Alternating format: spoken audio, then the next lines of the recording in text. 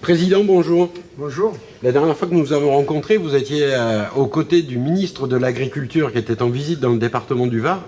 Quelles ont été les suites de sa visite? Alors les suites de sa visite, j'ai eu l'occasion de le rencontrer au Salon de l'Agriculture. Donc il y a eu entre-temps un gros travail qui a été fait avec la préfecture de département, avec la préfecture de région. On nous a demandé de monter un dossier, de réduire le nombre de mesures demandées pour l'horticulture, qui était de 30 qu'on a passé à 4. Et donc ce dossier-là est parti après le début d'année 2015. Et c'est pour ça que je l'ai interpellé à plusieurs reprises au Salon de l'Agriculture pour lui demander où ça en était. Et ce qu'il m'a répondu, la seule réponse qu'il m'a apportée, c'est une réponse qui est quand même, on va dire, en partie satisfaisante, c'est « on a fait Fleur de France ». Donc ça, c'est vrai que c'est un travail national qui peut satisfaire une partie des horticulteurs du fait qu'il y a un besoin des consommateurs, je dirais, d'être rassurés sur la provenance. La provenance France, aujourd'hui, elle a une valeur. Et aujourd'hui, les horticulteurs peuvent effectivement l'exploiter. Pour le reste, les demandes qui ont été formulées sur les investissements pour les horticulteurs, sur l'investissement sur le centre de recherche que nous visitons aujourd'hui, eh bien, on n'a obtenu aucune réponse. Voilà. Et ça, c'est vrai que pour la filière, il est important de savoir si on tient compte ou si on essaie de voir comment on peut trouver des solutions pour une horticulture qui est en but avec une concurrence internationale très très difficile. Et pour ça, je crois qu'il faut investir sur la recherche, sur l'expérimentation au SCRAD, mais aussi l'investissement sur des serres qui permettent de faire des produits de qualité et qui respectent l'environnement pour les horticulteurs. Et là, c'est vrai qu'on nous a renvoyé sur la région, mais on était encore en attente de réponse. Sur la demande plus spécifique, de travailler sur l'animation d'un label plutôt régional et local, là aussi, on a eu peu de réponses, on nous renvoie une fois de plus sur la région, et là on est en discussion avec la région, et on espère pouvoir obtenir, et bien entendu, la montée d'un dossier, parce que c'est vrai qu'on demande, la Fleur de France, elle est demandée par le consommateur, mais aussi le consommateur est dans l'attente aussi d'un label local, et ça je crois qu'il faut y travailler. Lors de sa venue, le ministre était venu constater les dégâts des inondations. Est-ce que ces dossiers ont été suivis? Est-ce que les agriculteurs ont été entendus? Alors, le problème des inondations dans le Var, c'est cette répétition. Et c'est vrai que lors des dernières inondations, notamment sur les questions liées à la grêle, la réponse, ça a été simplement, voilà, la grêle, c'est un dégât qui est assurable, donc voyez auprès des assurances. Donc aujourd'hui, en dehors de quelques exonérations sur les cotisations sociales, il faut avouer que les mesures étaient quand même assez maigres pour sortir, des difficultés, les horticulteurs qui rencontrent depuis 3 ans des dégâts liés aux inondations et à la grêle. Alors, on a eu un appui, c'est vrai, assez fort du Conseil général avec une aide pour les déblais et pour arriver à restaurer les serres, c'est vrai, de la part des sapeurs forestiers. Pour autant, c'est vrai qu'on s'est trouvé un peu démunis face à un dégât qui est la grêle et qui est un risque assurable. Alors voilà, c'est source de conflits entre les producteurs et les assurances aussi, où effectivement une serre, à partir du moment où elle a quelques années, elle est plus assurable. Et donc là, il faut, je crois, donner une réponse un peu plus, générale et voir comment on peut réinvestir à nouveau, soit sur des serres qui existent, mais en utilisant des verres qui sont quelquefois plus solides, des verres neufs, qui résisteront justement à un orage de grêle, soit effectivement à donner un financement pour que les horticulteurs réinvestissent dans l'outil serre, un outil performant, un outil qui permet de produire des fleurs de qualité, tout en respectant l'environnement et tout en économisant l'énergie. Et c'est ça la demande qui a été formulée sur le plan d'avenir. Eh bien écoutez, Président, je vous remercie et je vous dis à très bientôt. Merci. Président, bonjour. Bonjour. Vous êtes le nouveau président de la SICA, Oui. de ce qu'on appelle le marché aux fleurs de hier. Tout à fait. Quelle est la situation des horticulteurs dans le Var? Alors la situation des horticulteurs, d'une part elle est vieillissante déjà, parce qu'aujourd'hui des installations aidées aider, ça veut dire subventionner dans le cadre de la politique du ministère et de l'État. Il n'y en a pas. Par contre, il y a des reprises d'exploitation de la part de jeunes dont les parents sont agriculteurs.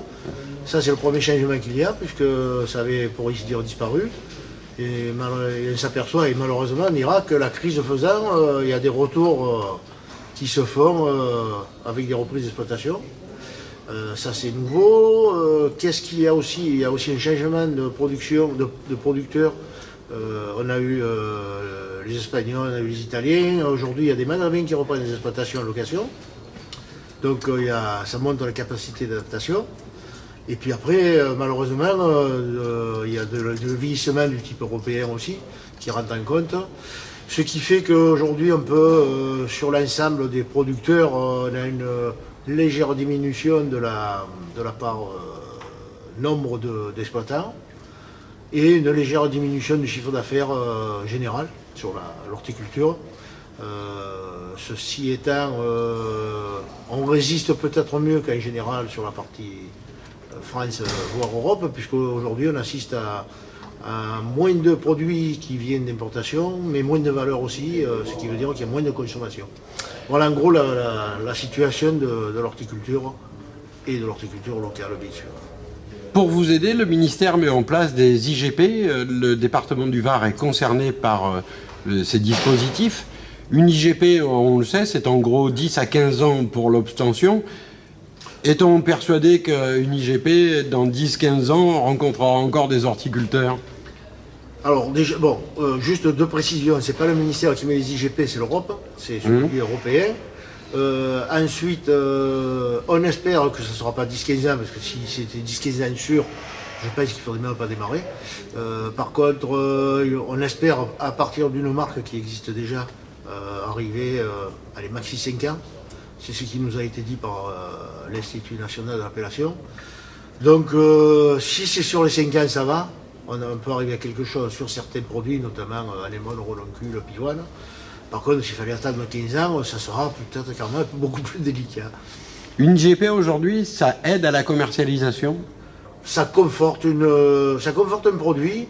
Et ce qui est intéressant, c'est que on peut faire intervenir quand vous avez une marque qui marche ou un produit qui est enfin identifié à travers Fleurs de France, puisque c'est fait depuis le mois de février. S'il y a une marque qui est IGP, il y a un moyen à ce que le consommateur puisse l'identifier. Mais par contre, s'il est dupliqué frauduleusement, il y a les fraudes qui peuvent intervenir. Alors qu'aujourd'hui, sur le produit horticole, il n'y avait aucune identification, si ce n'est une marque locale qui n'est pas obligatoire. Et il n'y a aucun contrôle nulle part de la part des instances de contrôle habituelles. Donc c'est un peu problématique. Eh bien écoutez, Président, je vous remercie et puis nous ne manquerons pas de revenir vous voir dès Potron-Minet au marché aux fleurs. Ok.